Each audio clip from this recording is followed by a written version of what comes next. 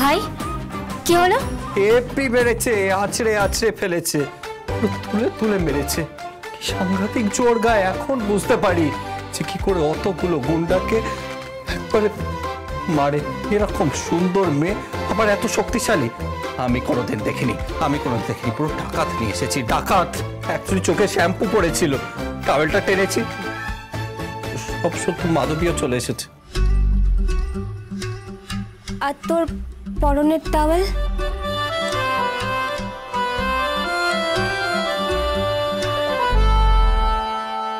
অসভ্য ছিলা, অসভ্য। আচ্ছা ঠিক আছে, চলো সবাই।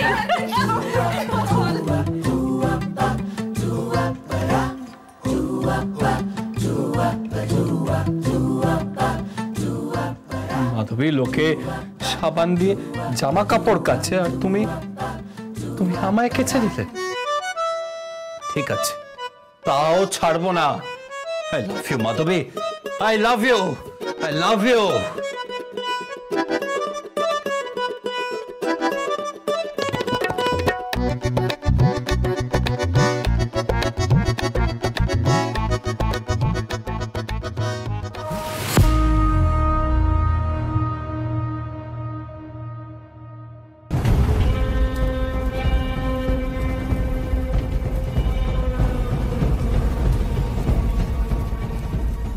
বড় সাহেব, বিজয়নীর মা বাবা। থামাও থামাও, গাড়ি দাঁড় করো।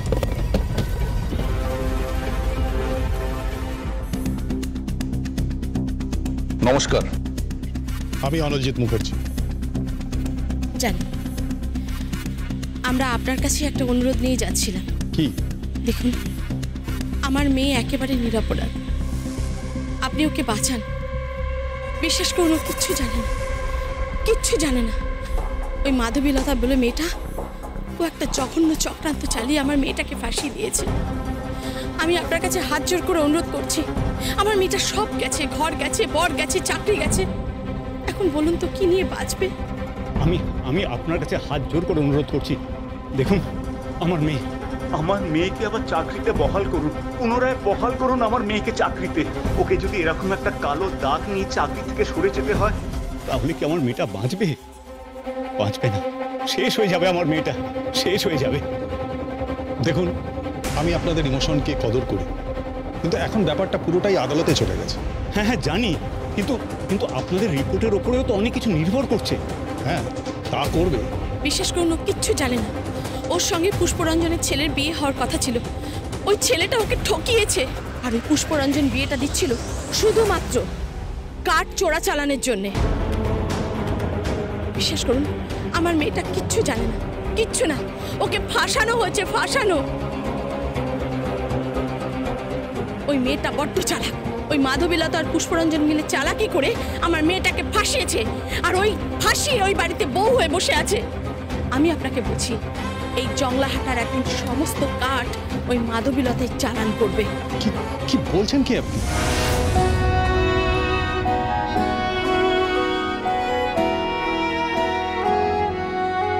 এটা নাও। এটা আবার কি? শাড়ি। কোনো গয়না দিচ্ছি না। না না, তুমি আবার ভেবো না যে আমি তোমাকে প্রলোভন দেখিয়ে বাবার হয়ে সাক্ষী দিতে বলছি। তোমার মন যা চাইবে তুমি তাই করবে। এটা দিচ্ছি কারণ পুজো তো, ভূত চতুর্দশী, বাড়ি থেকে অলক্ষ্মী বিদায় হবে, আর তারপর লক্ষ্মী স্থাপিত হবে। তারপর তো রাত ভোর কালী পুজো, আর কাল তো দীপাবলি। জানো, এই চৌধুরী বাড়িতে অনেক হইচই হয়, অনেক লোকজন আসে, অনেক পাত পাড়ে। আমি সেটা তো বুঝেছি যে অনেক পাত পড়ে, আর আমার ওই শাশুড়ি মাটা সারাক্ষণ রান্নাঘরে বসে বসে হাতা খুন্তি নাড়াই যাবে। আর এই যে আমার পিসি শাশুড়ি দেখুন, সারাক্ষণ সেজে খুঁজে শুধু ভাষণ দিবে, কি কি খাবে তার অর্ডার দিবে।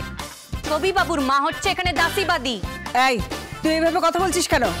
ভদ্রভাবে কথা বলতে পারিস না? আমি সারাক্ষণ সেজে গুজে বসে থাকি? তাছাড়া আর কি, ওটের বিবি শুনলাম এখানে অনেক পাত পড়বে, ছবি বাবুর মা রান্না করবে। ভাবছেনটা কি আপনারা শুধু সেজে গুজে ঘুরে বেড়াবেন, কুটোটি নাড়বেন নাই, কিচ্ছু করবেন নাই? দেখ, আমি কি করব না করব তুই সে ব্যাপারে নাক গলাবি না। ঠিক তাই, তোর এত অ্যাডভাইস দেওয়ার কি আছে? নিজের চরকায় তেল দেয়। আমার চরকা তো আমার একার লয়, এ বাড়ির সকলের চরকা আমার চরকা। আর এমন তেল দিব না ঝাঁঝে মরে যাবেন বলে রাখলাম। এ হতে পারে না, এ কখনো হতে পারে না। মাফ করবেন, এ কখনো হতে পারে না। আল্লাহর কসম নিয়ে বলছি, ওই মেয়েকে আমি দেখেছি।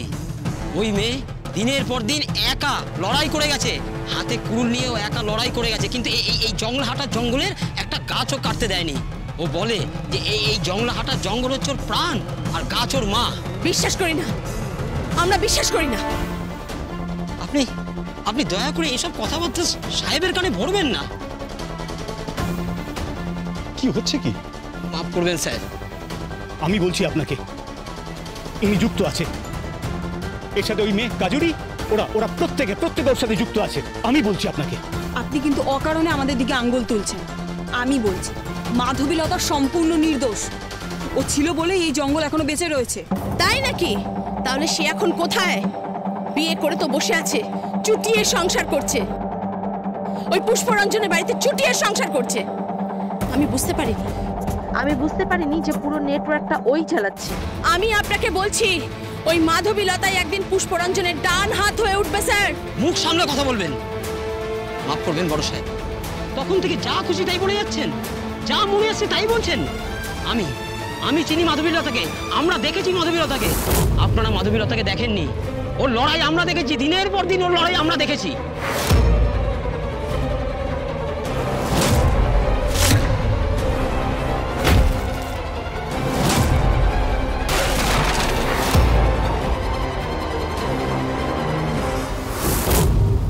রক্ত ঝরিয়েছে ওই মেয়েটা। হ্যাঁ, ওই মেয়েটা রক্ত ঝরিয়েছে। দয়া করে ওই মেয়েটার নামে এসব কথা বলবেন না। আমার স্ত্রী তো কিছু ভুল বলেনি।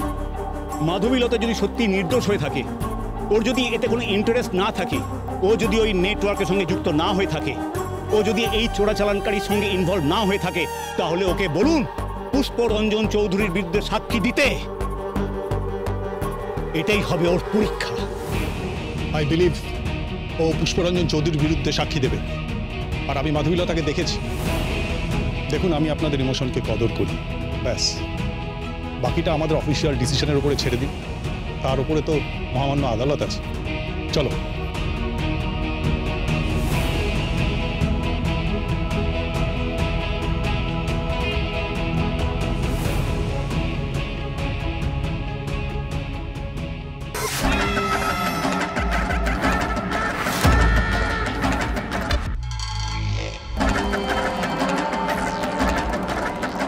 Thank you mom, thank you dad. ঠিক টাইমে ঠিক জায়গায় আগুনটা লাগিয়ে দিয়েছে। ম্যাডাম, এই পুরা জঙ্গলহাটাকে মাধবীলতার বিরুদ্ধে আমি খেপাইন দেব। আপনি চিন্তা করবেন নাই, আগুন জ্বালাই দেব। মাধবী এখানে ঢুকলে এই জঙ্গলহাটার লোকে ওকে পিটায় মেরে ফেলা দেবে। তুই আমাকে ঝাঁজ দেখাচ্ছিস? পিসি তুমি থামো না। মাধবী, তুমি শাড়িটা পরে এসো, নাহলে ওদিকে দেরি হয়ে যাবে। অত আয়োজন, তার ব্যবস্থা তো করতে হবে। বলো, এ বাড়িতে এত লোকজন আছে, তাহলে আয়োজন ব্যবস্থার অসুবিধার কি আছে?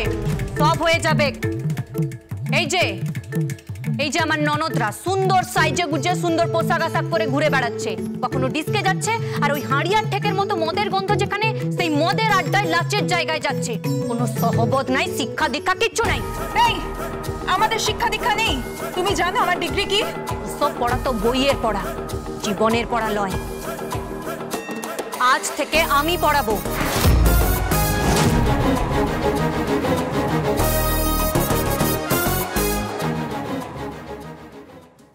মাধবী, তোমার পাটা আমার হাতে দাও।